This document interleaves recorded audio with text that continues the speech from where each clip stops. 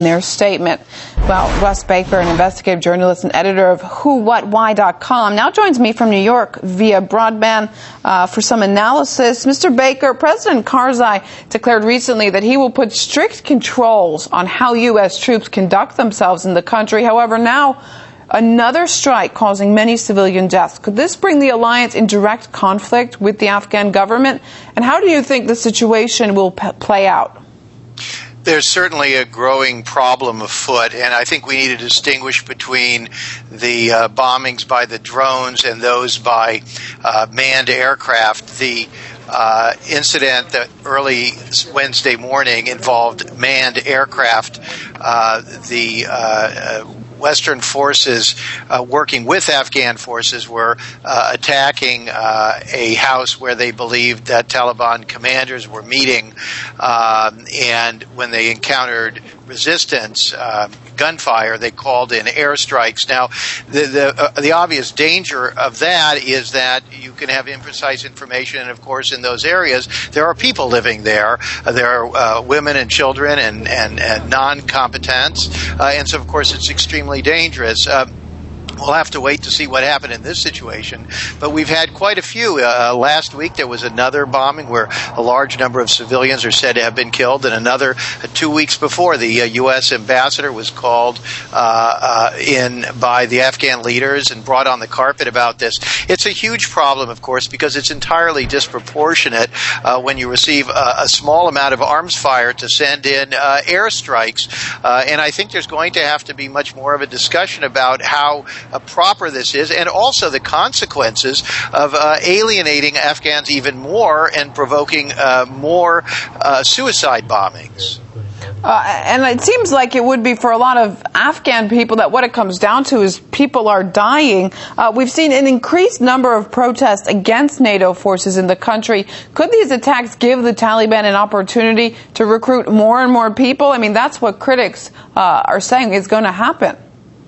Yes, I mean, the Taliban is very effective at recruiting, and today we just saw another attack, which should be mentioned. This was by the Taliban, suicide attacks near Kandahar, where trucks with civilians were queuing up, waiting to move supplies into the NATO base there, and one suicide bomber went in and killed a lot of people, all civilians, and then we saw more civilians came to try to rescue them. Another bomber then unleashed his bomb. So it's an enormous problem, this tit for tat, this back and forth. Clearly, it's not getting any better. It's probably going to get a lot worse. And if anybody thinks they're winning the hearts and minds of that country, either the Taliban or the West, I think they are sadly mistaken. Yeah, 22 civilians killed in that terror act that you were just talking about. I want to touch on Pakistan.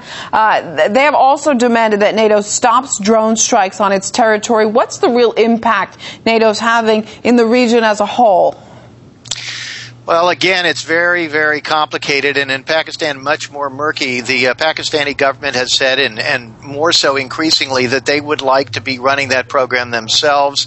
I don't know that they're entirely against drone strikes, but they would like to be handling them.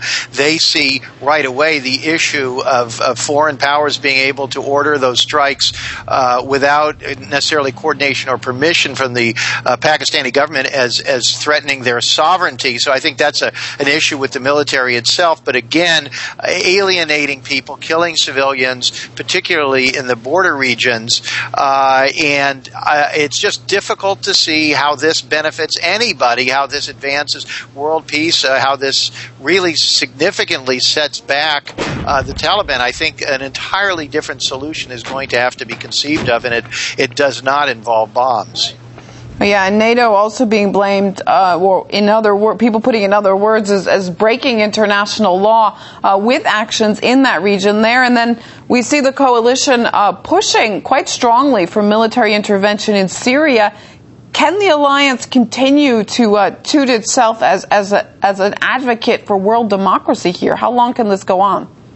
The Syrian situation fascinates me. On WhoWhatWhy.com, we've been writing about it, taking a look at what seems to be a fair amount of murky reporting and I would say even some disinformation.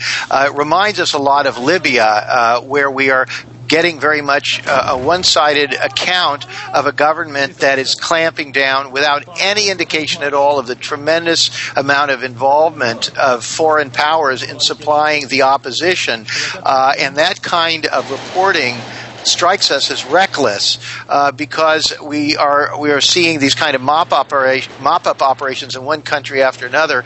Certainly, the West is going to be able to prevail, I think, much more easily over the long term in Syria as they did in Libya, and much less in a country like Afghanistan, which has never taken kindly to foreign invaders, whether they were Russians or Americans or anybody else.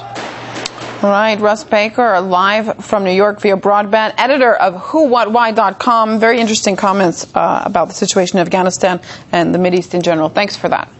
Thank you.